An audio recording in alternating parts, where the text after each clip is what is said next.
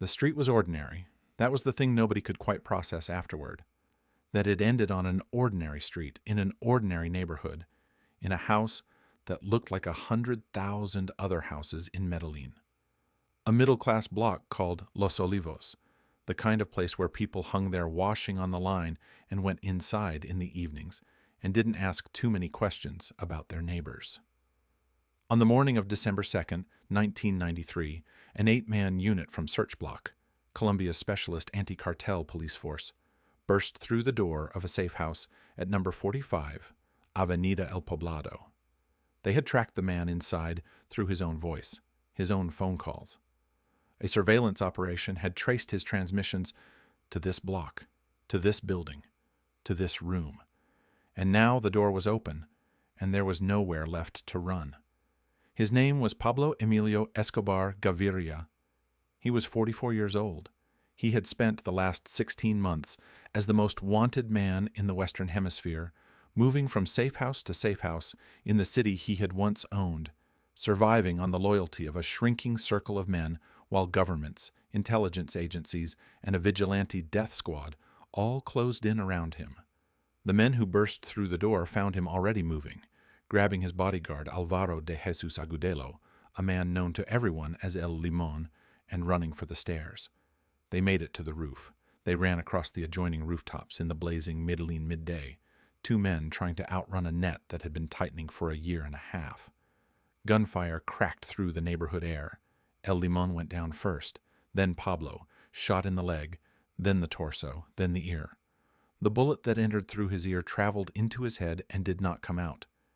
He fell on the tiles of a stranger's roof and did not get up.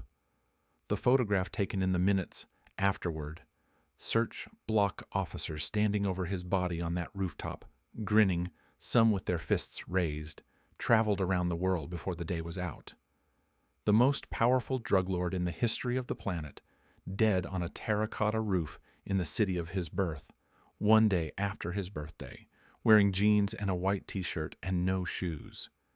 There is a question that has never been definitively answered about that final shot. His brother Roberto later said that Pablo had told him exactly what he would do if it ever came to this. He would shoot himself through the ear. He would not be taken alive. He would not be extradited. Whether the bullet that killed Pablo Escobar was fired by a Search Block officer or whether it was fired by Pablo Escobar himself, that question remained open. It remains open still. What is not in question is what he left behind. Tens of thousands of dead. A country held at gunpoint for more than a decade by one man's ambition. Courts corrupted, politicians assassinated, a national constitution rewritten to serve his interests, an entire city turned into the most dangerous place on earth. And a mythology, the Robin Hood mythology, the man of the people, the patron of the poor, that proved infuriatingly to be more durable than the institutions he spent his life destroying. To understand how a farmer's son from Antioquia became all of this, you have to go back to the beginning, to a country already at war with itself, to a city growing faster than any city should grow, and to a boy who understood from a very young age that the world did not hand anything to people like him. Pablo Emilio Escobar Gaviria was born on December 1st, 1949, in Rio Negro, a city in Colombia's Antioquia department, set in the Andes roughly 50 kilometers east of Medellin. He was the third of 7 children. His father, Abel de Jesus Dari Escobar Echeverri, was a poor farmer who worked other men's land in addition to his own to feed a large family. His mother, Hermilda de los Dolores Gaviria Berrio, taught at a local elementary school while raising the children. There was nothing unusual about any of this. In the Antioquia of 1949, it was simply the texture of ordinary life for most families. The unusual part was the country they were living in. Colombia in 1948, the year before Pablo was born, had experienced one of the most traumatic moments in its modern history. The assassination of the liberal politician Jorge Eliezer Gaitan on a Bogotá street triggered a decade of catastrophic civil war known as La Violencia, in which over 200,000 Colombians died. It turned rural Colombia into a killing field and drove hundreds of thousands of people off their land and into the cities. The Escobar family was part of that exodus. When Pablo was still young, the family moved to Medellin. They were far from alone. Medellin in the mid-20th century was a city in the grip of the most violent population explosion in its history. In 1905, its population had been around 60,000 people. By the time Pablo reached his early 20s, it had exceeded 1 million. The industrial capital of Colombia, growing so fast that its streets could barely contain the people flooding into them. Growth at that speed produces two things simultaneously: opportunity for some and misery for the rest. For a family arriving from the countryside with few resources, Medellin offered crowded housing in hillside comunas, informal neighborhoods clinging to the steep slopes above the formal city, where services were minimal and the state was largely absent. The gap between those hilltop barrios and the wealthy suburbs of El Poblado below was not just economic. It was a statement about who mattered. And for a boy with intelligence, ambition, and an acute sensitivity to his own powerlessness, it was a statement that demanded a response. By the time Pablo was 14, he was already running with a street gang. He was expelled from school. In those early years, the stories multiply and tangle. There were accounts of sanding names off stolen gravestones to resell them as new, and of running a racket selling forged university diplomas. Where the documented record ends and the legend begins in those teenage years is genuinely difficult to say. What is not in doubt is the direction of travel. Pablo's capacity for violence first expressed itself clearly in a street fight he lost with a man named Julio Tulio Garces. The loss sat badly with him. When he next found himself in a confrontation with another man, he produced a gun and shot him in the foot. The police arrived. Pablo spent his first nights in a Colombian prison. He was a teenager, and he had already arrived at the central principle that would govern the next 30 years. The world could be negotiated with, or it could be compelled. Working with an associate named Oscar Benil Aguirre, Pablo graduated to selling contraband cigarettes and stealing cars. The pair also conducted kidnappings and collected ransoms. He began smuggling marijuana in the early 1970s, and around this time he met a girl named Maria Victoria Henao. Her mother, exercising a clarity of judgment that would prove entirely justified, warned Maria plainly this man would spend his life in prison. Maria was undeterred. They married in 1976. Pablo was 26. Maria was 15. They would have 2 children together, a son named Juan and a daughter named Manuela. It was in the mid-1970s that Pablo first stepped into the cocaine trade. The introduction came through a woman named Griselda Blanco, known in the circles that knew her as La Madrina, the godmother. Blanco had established cocaine networks between Colombia and the United States since the early 1970s and had been instrumental in making Miami the primary entry point for Colombian cocaine into America. She operated with a combination of business acumen and casual, almost administrative violence that anticipated everything Escobar would later do at greater scale. The timing could not have been more propitious. Cocaine had been a niche drug through the 1960s. But in the 1970s, as the disco era exploded in New York and Miami, and the American appetite for stimulants expanded dramatically, cocaine went mainstream. Colombia, with its jungle terrain ideal for growing coca plants and its weak state institutions, had positioned itself as the global center of production. For a young, ambitious criminal already embedded in Medellin's underworld, cocaine was the wave of a lifetime. Pablo's first role was modest, delivering coca paste to processing facilities around Medellin and the wider region.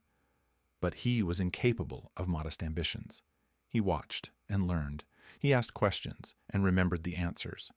And he began to understand, with the clarity that would define his business thinking throughout his career, that every intermediary between the coca plant and the American consumer was extracting value that could be his.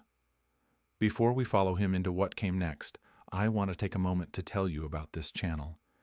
Every episode here is a complete life, told the way life actually works, with all the ambition and brutality and human cost that real stories carry. No fluff, no filler. If that's what brought you here, hit that subscribe button and turn on notifications so you never miss an episode. And before we go further, drop a comment below and tell me where you're listening from. Your city, your country, wherever you are right now. The reach of these stories never stops surprising me. All right. Pablo was watching and learning and waiting, and here is what he did with what he learned. The first real test came in May 1976. Pablo was 26 years old, newly married, and already running cocaine in quantities that far exceeded anything a courier should have been handling. He and several associates were stopped on the road to Medellin, carrying 18 kilograms of coca paste. The arresting officers filed their report. The case was opened. Pablo's response was methodical and entirely without hesitation. First, bribery. Cash offered to the officers and to the judges. When that failed, he escalated. The arresting officers were targeted for murder. The message was simple, and it was received. The witnesses became unavailable. The case collapsed. Pablo walked free. The method had been established in a single incident. Bribery first.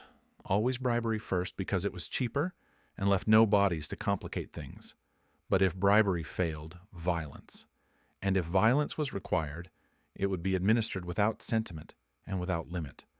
He would later give this philosophy a name that became infamous throughout Colombia: plata o plomo, silver or lead. Take the money and live, or refuse it and die. Most people took the money. The 1976 arrest also reveals what lay beneath the populist mythology. Here was a man who, at 26, ordered the murder of police officers to prevent them testifying against him with the same pragmatic calculation he might bring to renegotiating a supply contract. He was not the Robin Hood of the hillside barrios. He was a man who would kill whomever he needed to kill, whenever it served his purposes, and sleep soundly afterward. The operation he was building needed infrastructure on a scale Colombia alone could not provide. The cocaine had to move from processing facilities outside Medellin to the consumer market in the United States, and the Caribbean was in the way. The solution arrived in the form of two men who had met in a Connecticut federal prison and spent their sentence designing how to get rich. Carlos later was German-Colombian, his father German, his mother Colombian. He was ideologically unusual, mixing intense anti-American nationalism with a fervent admiration for Adolf Hitler, and, in what his associates found a difficult combination to process, John Lennon. He believed, with apparent sincerity, that cocaine was a weapon, that flooding the American market with the drug was a form of warfare against the empire he despised. George Young was American, from Massachusetts, a marijuana smuggler who had built distribution networks from Mexico into New England before his arrest. They served time together at Danbury Federal Correctional Institution in Connecticut, and in the long months of their incarceration, they designed what they intended to become the most efficient cocaine delivery system in history. The key insight was geographic. Look at a map of the Caribbean. Colombia to the south, the American coast to the north, and in between the scattered islands of the Bahamas, positioned almost perfectly as a midway staging point. In 1978, Leiter began acquiring property on Norman's Cay, a small Bahamian island roughly 80 kilometers southeast of Nassau. He did not do this through legitimate purchase. He intimidated residents, threatened property owners, had people who resisted murdered. The island's legitimate occupants were driven out. Leiter spent millions building a new runway and warehouses. Norman's Cay became the Medellin Cartel's private Caribbean airport. At the height of operations, over 300 kilograms of cocaine arrived there every single day, to be reloaded onto smaller aircraft and flown undetected into the United States. Leiter grew so wealthy, he reportedly offered twice to pay off the entire Colombian national debt as a mechanism for purchasing immunity from prosecution. Another man contributed a different kind of ingenuity. Barry Seal was an airline pilot from Baton Rouge, Louisiana, a man who had evolved from military service into commercial aviation and then, by a series of escalating decisions, into drug trafficking. By the early 1980s, he had established a systematic operation with Escobar, a fleet of small aircraft flying low over the Gulf of Mexico to avoid radar, dropping carefully packaged cocaine consignments over agreed rural sites in Louisiana, where ground teams recovered the packages and moved them into the East Coast distribution network. The operation moved enormous quantities quietly and for several years without serious interruption. In 1983, Seal was indicted by the DEA. By early 1984, he was cooperating with American law enforcement as an informant, providing extensive intelligence on Escobar's operation. When Escobar discovered this, Seal was killed in February 1986, shot dead outside a Salvation Army halfway house in Baton Rouge by assassins hired from Medellin. He was 46 years old. The money generated by these operations was unlike anything the world of organized crime had previously produced.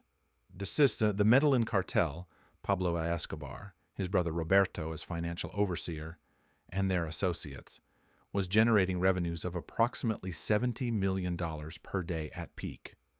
Annually, roughly $25 billion. The cartel controlled approximately 80% of the world's cocaine trade and imported over a dozen tons of the drug into the United States daily.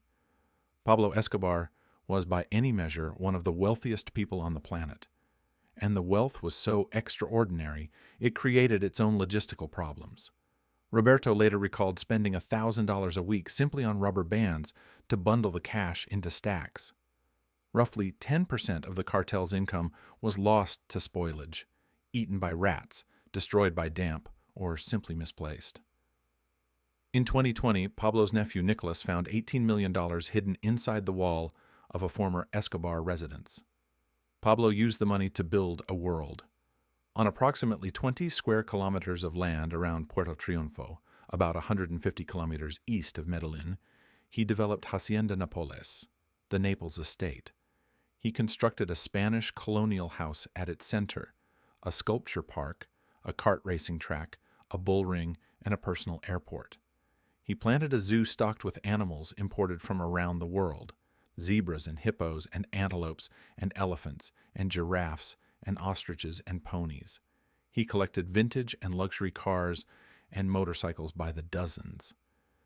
He opened the zoo to the local public free of charge, an act understood by everyone in Medellin's barrios exactly as it was intended. The hippos were his particular favorites.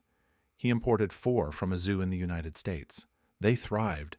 When the cartel later collapsed and the estate was seized, the hippos could not practically be relocated. They stayed. They bred. Their descendants, now spreading through the Magdalena River system, represent the largest invasive hippo population on Earth, a lasting, lumbering monument to the chaos one man's choices introduced into a landscape he briefly owned.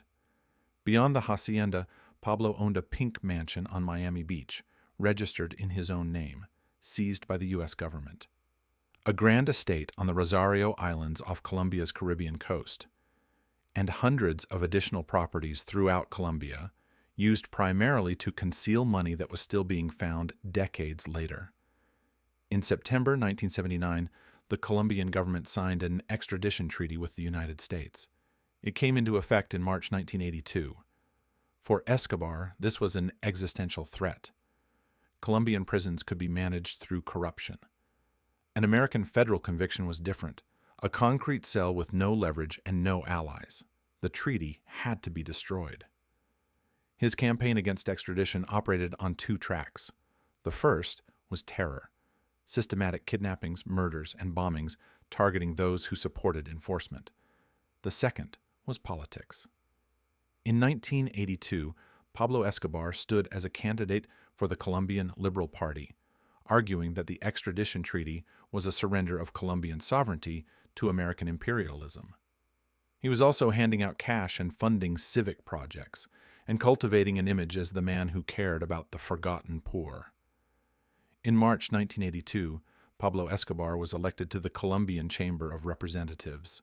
He was now a congressman. The drug lord was a lawmaker, and for a brief, extraordinary period it seemed possible he might reshape Colombian law in his favor.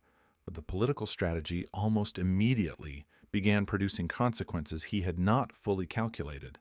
Somewhere in the machinery of Colombian institutional life, a justice minister was being appointed who would change everything. Conservative President Belisario Betancourt had watched Escobar's election to the Chamber of Representatives with a clarity that cut through the noise of Colombian politics. He understood exactly what had happened. A drug trafficker had inserted himself into the national legislature and was now operating from inside the institution he was simultaneously trying to destroy. The response came in the summer of 1983 when Betancourt appointed Rodrigo Lara Bonilla as Justice Minister, with an explicit mandate to prosecute Colombia's drug traffickers. Lara Bonilla was 36 years old, a liberal lawyer, and a man who understood that accepting this appointment was not a career move, but something closer to a sentence. Simultaneously, the newspaper El Espectador published what its editors considered the public interest story of the decade, a detailed exposé of Escobar's 1976 arrest, the 18 kilograms of coca paste, the methods he had used to suppress the prosecution, including having the arresting officers targeted for murder. The article named names and cited evidence. Escobar's first instinct was characteristically direct. He considered having the paper's editor murdered and dispatched associates to buy up as many copies of that edition as possible. Neither response contained the damage. The question was now in public circulation. One by one, the pillars of Pablo's political protection fell. The United States Embassy canceled his American visa. Congress voted to strip him of parliamentary immunity. The Superior Court judge of Medellin reopened the 1976 case, and Rodrigo Lara Bonilla began building formal prosecutions. Pablo understood he was losing.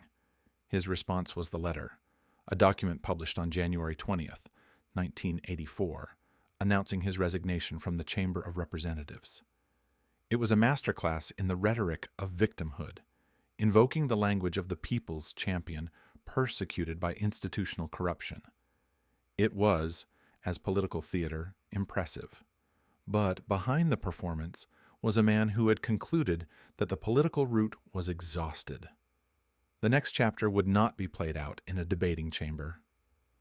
3 months after the resignation letter, on April 30th, 1984, Rodrigo Lara Bonilla was sitting in the rear seat of his official car on the Avenida El Dorado in Bogotá when a motorcycle pulled alongside. The rear passenger, Ivan Dario Guisado, produced a machine gun and opened fire. Lara Bonilla was killed instantly. Guisado was shot dead moments later by Bonilla's bodyguards. The driver, Byron Velasquez, escaped. Both men had acted on direct orders from Pablo Escobar. The murder of a sitting justice minister on a main road in the Colombian capital in broad daylight was not a tactical move, it was a declaration. Pablo was telling the Colombian state that no office, no title, no institutional function offered any protection. He was right about that claim. The problem was that the Colombian state, pushed to this extremity, moved to fully enforce the extradition treaty he had assassinated a minister to prevent. The murder of Lara Bonilla was the single worst strategic decision of Escobar's career, and it made every subsequent year of his life harder than it needed to be. With the full weight of the Colombian government now turned against him, Pablo gathered his family and left the country. They spent time in Panama, then briefly in Nicaragua, before returning to Colombia later in 1984. He could not stay away. His operation was there. His money was there. His network, his leverage, all of it was there. He came back committed to an escalation that would define the remainder of the decade. Back in Colombia, he established financial and logistical contacts with M19, the Movimiento 19 de Abril, the 19th of April movement, the second largest armed paramilitary organization in Colombia after the FARC. Pablo was not ideologically aligned with them. He simply had a use for them. On November 6, 1985, approximately 35 M19 fighters entered the Palace of Justice in central Bogotá, the seat of Colombia's Supreme Court, and seized it. They took more than 300 hostages, including the majority of Colombia's Supreme Court justices. Their stated demands were the abrogation of the extradition treaty and the resignation of President Betancourt. Pablo's financial and logistical contributions to the operation had been substantial. The Colombian army surrounded the building. On the morning of November 7th, one hostage, a state councilor named Reynaldo Arciniegas, was released, apparently to carry messages. By early afternoon, the negotiations had collapsed. At 2 o'clock, General Jesus Armando Arias Cabrales ordered the army to storm the building. The assault, though, was violent and prolonged. When it ended, approximately 100 people were dead, almost all of the M19 fighters, and roughly half of Colombia's 24 Supreme Court justices, 11 of the country's most senior judges, killed in a government military operation to retake the institution they served.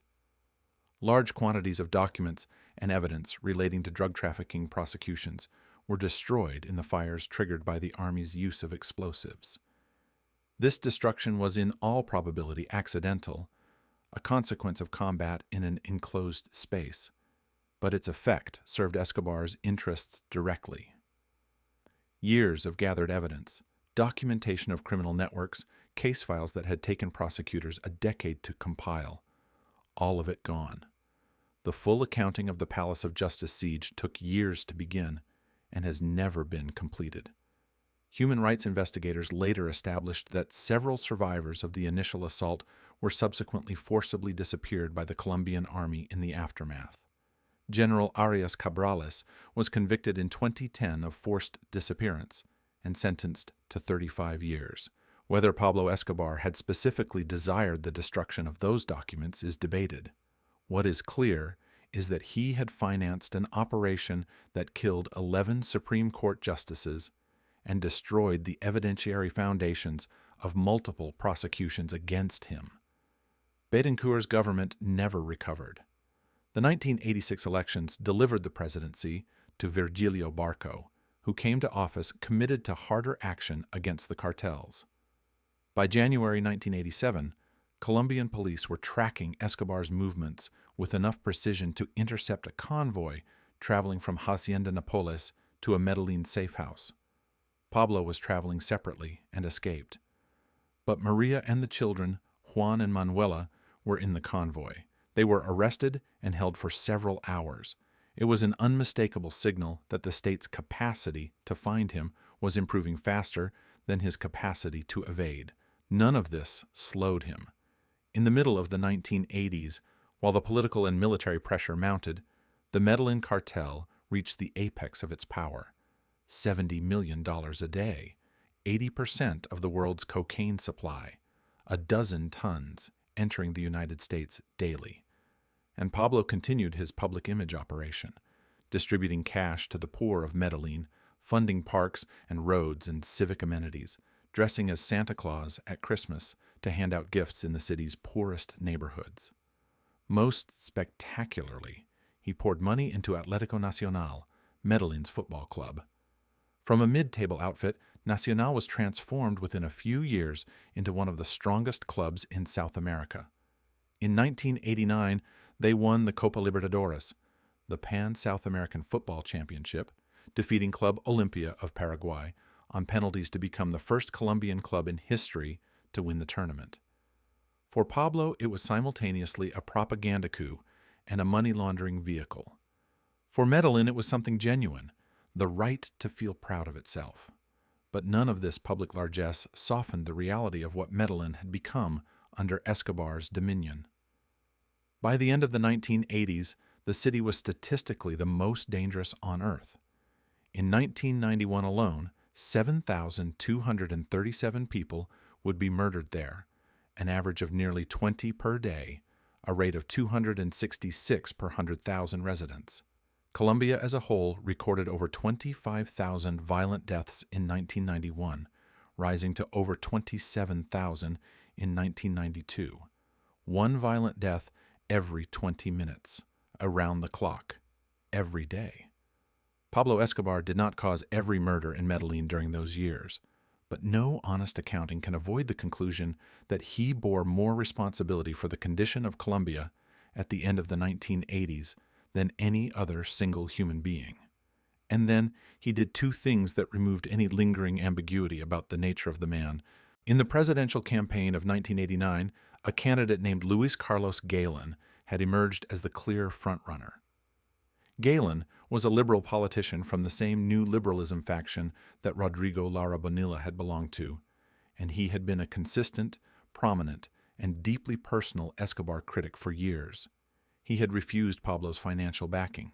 He had spoken against him publicly when it was dangerous to do so.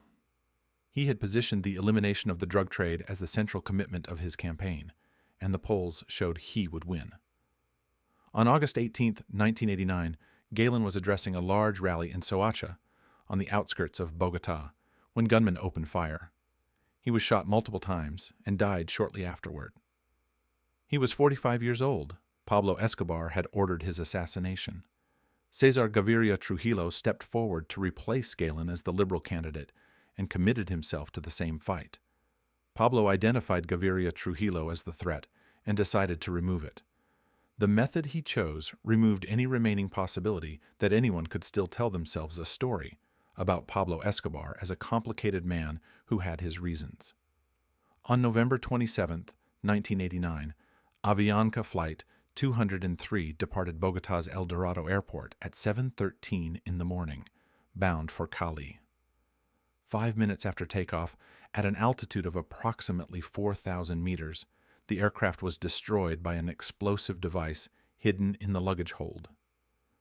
The Boeing 727 came apart in the sky over Soacha, the same municipality where Galen had been killed 3 months earlier. All 107 people aboard were killed. 3 more died on the ground from falling debris. Cesar Gaviria Trujillo had not boarded the flight.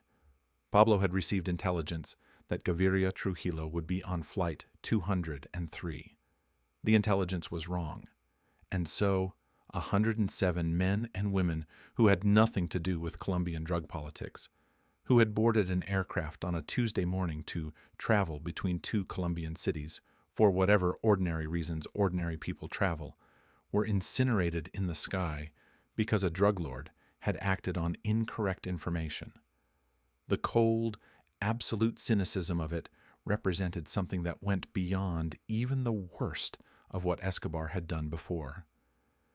2 weeks after the Avianca bombing, a truck drove to the Bogotá headquarters of the Administrative Department of Security, the DAS, Colombia's domestic intelligence agency, and parked outside. The truck contained approximately 500 kilograms of dynamite. When it detonated, the blast killed 57 people and injured over 2,000 more. The target was General Miguel Alfredo Marquez, the DAS director, who survived. The 57 who did not were office workers and pedestrians who had been in the wrong city block on the wrong morning. I want to pause here for a moment, because the Avianca bombing, 107 people killed on an aircraft in an attempt to murder a man who wasn't even on the plane, confronts you with a question about what we mean when we tell this story. Pablo Escobar is dramatized. His image is on posters and T-shirts. The mythology of the Robin Hood of the barrios persists alongside the documented reality of those 107 people falling from the sky over Soacha. So, I want to ask you directly, if you were a Colombian in 1989 watching what was happening to your country, knowing who was responsible, what would you have done? What would you have supported the government doing? Drop your answer in the comments below, because the decisions the Colombian state made in the years that followed were not clean either. But the starting point matters, and the starting point was 107 people burning in the sky. Cesar Gaviria Trujillo won the 1990 presidential election with the clearest mandate any Colombian president had received in decades. And in a move that seemed designed to demonstrate the limits of that mandate, the cartel responded with what amounted to a constitutional coup. The process to write a new Colombian constitution had been underway through 1990 and 1991. When the final document was promulgated in 1991, the extradition clause was conspicuously absent. Most serious analysts of that period have concluded that cartel money, distributed strategically to members of the National Constitutional Assembly, produced this outcome.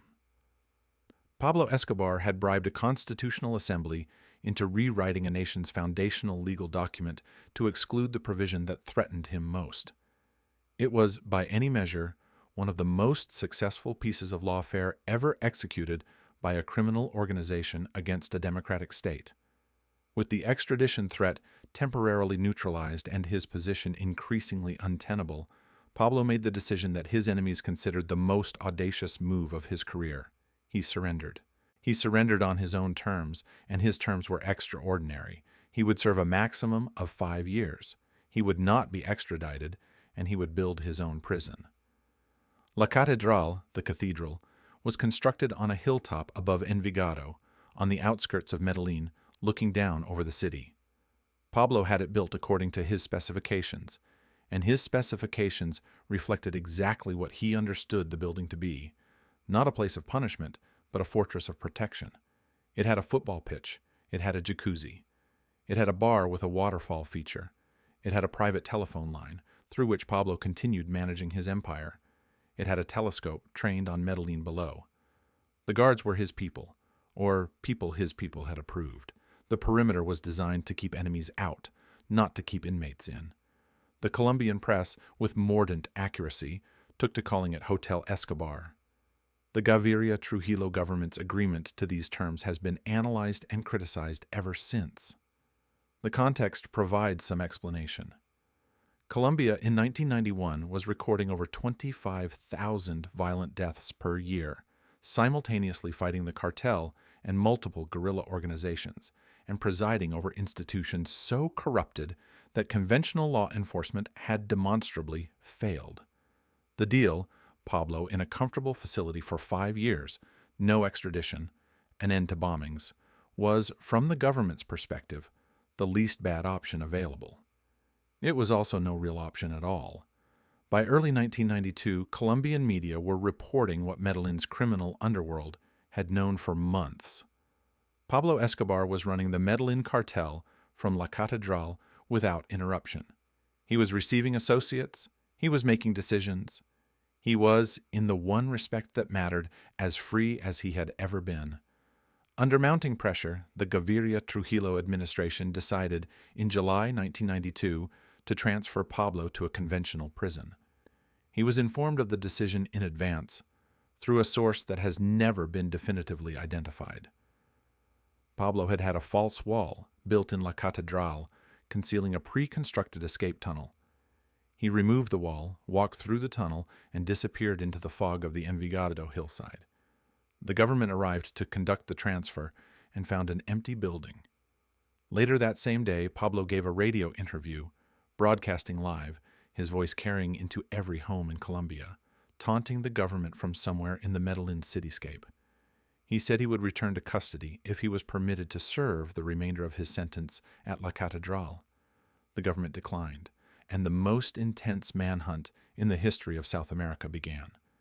The world Pablo Escobar came back to after the escape from La Catedral was a different world from the one he had surrendered from. The Medellin Cartel was in structural decline. The violence of the late 1980s, the international pressure following the Avianca bombing, the displacement of key figures through arrest or death, and the relentless attrition of a state that, whatever its limitations, had not stopped fighting. All of it had been taking a toll that even $70 million a day could not fully offset. Power is not just money. Power is also the belief of the people around you that you can protect them. And that belief was eroding. The manhunt assembled against Pablo Escobar was an unusual coalition. At its center was Search Block, the Bloc de Búsqueda, the specialist unit of the Colombian National Police that had been formed in 1986, specifically to track and apprehend the Medellin Cartel's leadership. By 1992, it had been expanded and equipped with intelligence technology and international support. Alongside it, operating with a collaboration that both governments were careful not to publicize in detail, was a joint American team, personnel from SEAL Team 6 and elements of Delta Force, attached to a broader intelligence operation involving the NSA, CIA, and DEA. The Americans were technically present in an advisory and intelligence capacity. The operational latitude they exercised was broader than that description suggested. And then there was Los Pepes. The people persecuted by Pablo Escobar presented itself publicly as a vigilante organization of victims, families of people Pablo had murdered, associates he had betrayed, men and women who had lost everything to his violence. That description was not false, but it was incomplete. Los Pepes also included defectors from the Medellin Cartel, individuals connected to right-wing paramilitary organizations, and, with considerably more than passive tolerance from law enforcement, significant involvement from the Cali Cartel, which had its own compelling reasons to want Pablo Escobar dead. While the Medellin Cartel and the Cali Cartel had long been rivals, their war escalating through the late 1980s into car bombs and assassinations, the end of Escobar represented an opportunity Cali was willing to help accelerate. The collaboration between Search Block, the Americans, and Los Pepes operated in a legally ambiguous space. Intelligence was shared. Operational information about Escobar's associates and their locations moved between official and unofficial actors. The result was a series of killings, of Escobar associates, of people connected to his network, and eventually of members of his own family.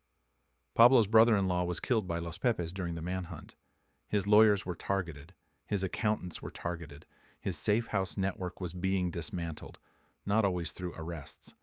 Pablo responded the only way he had ever responded to pressure, by escalating. He called in debts. He had bombs planted. He moved constantly, rarely spending more than a few nights in the same location, relying on a dwindling group of loyal lieutenants to manage the logistics of his concealment. In December 1992, 5 months after his escape, Search Block raided a safe house he had been using in Medellin. They were hours too late. He had already moved. The raid found evidence of recent occupation and nothing else. The circle tightened in ways Pablo could sense but could not stop. People who had served him for years were making calculations about their own survival that no longer included loyalty to him as the primary variable. The money was still there. There was always money. But money loses its power when the man paying it can no longer guarantee protection. Through the first half of 1993, Pablo Escobar moved through Medellin like a man navigating a country he no longer owned. He made phone calls. This was his defining vulnerability, and he may have known it. His calls were often short and cryptic, but he could not stop making them. The operation required communication. Managing whatever remained of his empire required giving instructions and receiving information. And the technology for tracing cell phone transmissions shared by the NSA with Colombian authorities was by 1993 precise enough to narrow a location to a city block. The trace put Pablo in Los Olivos, a middle-class residential neighborhood in Medellin, the kind of area where a man living quietly with one bodyguard could plausibly go unnoticed for a period. December 2nd, 1993, was a Thursday. The previous day had been Pablo's 44th birthday. The 8-man Search Block unit that assembled at the edge of the neighborhood had been briefed on the safe house location and told their target was almost certainly inside. Their orders were to capture him, if possible, kill him, if necessary. The Colombian and American officials who had spent 16 months hunting him understood that capture was the scenario nobody was fully prepared to manage. They went through the door at around midday. Pablo and El Limon heard them coming. They ran for the stairs and made it to the roof. The neighborhood outside was ordinary Medellin midday, the sound of traffic, children out of school for lunch, someone's radio playing below. On the rooftops above Los Olivos, 2 men ran and an 8-man unit followed, and shots were fired from both sides. El Limon was hit first. Pablo kept running, shot in the leg, which slowed him, then shot again. The final bullet entered through his ear and traveled into his brain. He fell face forward on the terracotta rooftop of a stranger's house, in the city where he had been born poor, and had risen to something that could not be called anything other than power, and he was dead before anyone reached him. The photograph circled the globe that afternoon, Search Block officers standing over the body, grinning, arms raised. El Patron. The man who sold flowers, dead at 44 on a rooftop in the middle-class neighborhood he had chosen for his last safe house because it was so ordinary, and because ordinary in the end is no defense. His brother Roberto, speaking afterward and for years afterward in interviews, returned always to the same point. Pablo had said explicitly and more than once that he would never be taken alive. He would not face extradition. He would shoot himself through the ear. The final bullet, whether fired by search block or by Pablo himself in the last second of the last roof, has never been established with certainty. The Colombian authorities said they shot him. Roberto said Pablo shot himself. The wound was consistent with both accounts. The question is open and will remain open. If you've stayed with this story this long, thank you. These are the kinds of lives that resist easy summary and resist easy judgment. And this channel exists to give them the full telling they deserve. One complete life every episode. If you haven't subscribed yet, hit that button and turn on notifications. There are stories coming that will stay with you for a long time. But first, there is one final chapter, because what a man leaves behind is part of the story too. So, before we close, what do you think? 107 people on that Avianca flight, 57 at the DAS building, thousands in the Medellin streets, and then the football stadiums and the Christmas gifts and the hippos. Was the mythology ever anything other than a tool? Was there a real human being underneath it who genuinely believed something different about himself? Drop your thoughts in the comments. I read all of them. Now, the end. Over 25,000 people attended Pablo Escobar's funeral at Jardins Montesacro Cemetery in Itagüí on December 4th, 1993. The crowd pressed against the grave, reaching for the coffin, grabbing at flowers. Women wept. Children were lifted up to see. The grief was genuine. The grief of people who had received his money and his football club and his roads and his Christmas gifts, and who had not, or chose not to, carry the full accounting of what all of it had cost. The world did not become safer or simpler in his absence. The Cali Cartel, which had been among the forces hunting him in his final months, moved swiftly to fill the vacuum. The Rodriguez Orihuela brothers and their associates expanded rapidly, and by the mid-1990s, Cali controlled an estimated 80% of the global cocaine trade. Cali's preferred tools, bribery over terror, corporate discretion over provocation, made the organization harder to find and harder to dismantle. But the Colombian government kept the pressure up. The Cali leadership was arrested in a series of operations between 1995 and 1997, and the organization collapsed. Successor organizations followed, the Norte del Valle Cartel, then others, increasingly fragmented and increasingly subordinate to the Mexican trafficking networks that were growing in operational importance north of the border. The cocaine trade did not end with Pablo Escobar. It reorganized. It always reorganized. Colombia itself took decades to partially repair what Escobar had helped break. The extradition treaty he had spent so much blood and money destroying was reinstated in 1997. The FARC, the guerrilla organization that had existed throughout his career as a parallel source of violence and instability, negotiated a historic ceasefire agreement with the Colombian government in 2016, after more than 50 years of conflict. The process of genuine national reconciliation remains incomplete, but the direction of travel, measured over the arc of the years since 1993, has been toward something that resembles recovery. The most striking element of that recovery is Medellin itself. The city that recorded 266 murders per 100,000 residents in 1991, the most dangerous city on earth, had reduced that figure to approximately 25 per 100,000 by the early 2010s, a reduction of more than 90% in roughly 20 years. The achievement was built on investment in the hillside comunas that Pablo had once ruled through cash and fear, cable cars connecting the informal settlements to the city center, new schools and libraries, social programs that offered the young men of the barrios something other than the sicario economy as a path. In 2013, the Urban Land Institute named Medellin the most innovative city in the world. a designation that would have been surreal during the years when Pablo Escobar watched Medellin through the telescope at La Catedral. The places of his life became something else. Hacienda Napoles was converted into a theme park. Visitors can walk the grounds where Pablo's exotic animals once roamed, which has generated considerable debate about the ethics of narco-tourism, the selling of a monster's life as spectacle. La Catedral, the hilltop prison he built for himself, was taken over by Benedictine monks in 2007 and converted into a religious site with a library. The fog still rolls in from the mountains. The monks pray in the building where a drug lord once counted his money and believed he would live forever. His family scattered and rebuilt after a fashion. Maria Victoria Henao, the woman whose mother had warned her at 15 that this man would send her to prison, eventually wrote a memoir about the years she spent as Pablo's wife.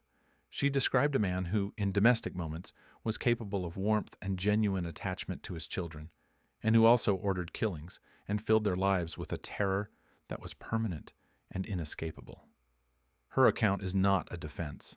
It is something more difficult, the testimony of a woman who married into the myth and lived inside the reality for decades. Juan, their son, changed his name to Sebastian Marroquin. He became a public critic of his father's legacy, speaking internationally, writing, engaging directly with victims of the violence Pablo had ordered. His form of penance has no clear precedent. The hippos are still there. The descendants of the 4 animals Pablo imported from a zoo in the United States now number in the dozens, spreading through the Magdalena River Basin, the largest invasive hippo population in the world, eating through Colombian river ecosystems that evolved without them. Colombian authorities have debated relocation, sterilization, and culling programs for years. The hippos, magnificent and absurd and slightly terrifying, roam the Colombian countryside as a monument to one man's appetite, his need to possess extraordinary things, and his complete indifference to the consequences of that possession on the world around him. He once described himself, to a journalist early in his career, as a decent man who exported flowers. He said it with the confidence of a man who believed that if you said something forcefully enough and consistently enough, it would eventually become true. The flowers were cocaine. The decency was a story told in football stadiums and Christmas gifts, while the bodies accumulated in drainage ditches and the sky filled with burning aircraft, and the streets of Medellin ran with the blood of people who had had the misfortune of living in the same city as the man who sold flowers. He died on a rooftop in Los Olivos, one day after his 44th birthday, barefoot and alone except for a bodyguard who fell before him. His death did not end the cocaine trade. It did not undo the corruption of the institutions he had spent 20 years hollowing out. It did not bring back the 11 Supreme Court justices who died in the Palace of Justice, or the 107 people who fell from the sky over Soacha, or the 57 who died outside the DAS building, or the judges, or the politicians, or the thousands of unnamed ordinary people who were killed in the war between the Colombian state and the man who declared himself its enemy. What his death did was remove the centripetal force around which all of it had organized itself. The violence diffused. The institutions began slowly to rebuild. Medellin, over 20 years, became a different city. Not a perfect city, not a city without crime or poverty or inequality, but a city that refused to be defined by its worst years forever. Pablo Escobar left behind mass graves in broken courts and a generation of Colombians who grew up in a country that nearly consumed itself. He also left behind a mythology so powerful that 25,000 people wept at his grave. That is the story of the man who sold flowers. That is his legacy, and it belongs not to him, but to everyone he left behind to live in it.